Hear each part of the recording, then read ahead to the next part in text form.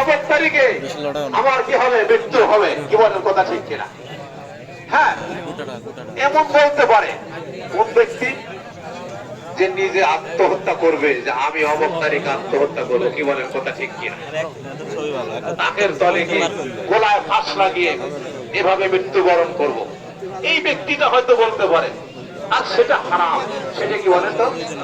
হারাম।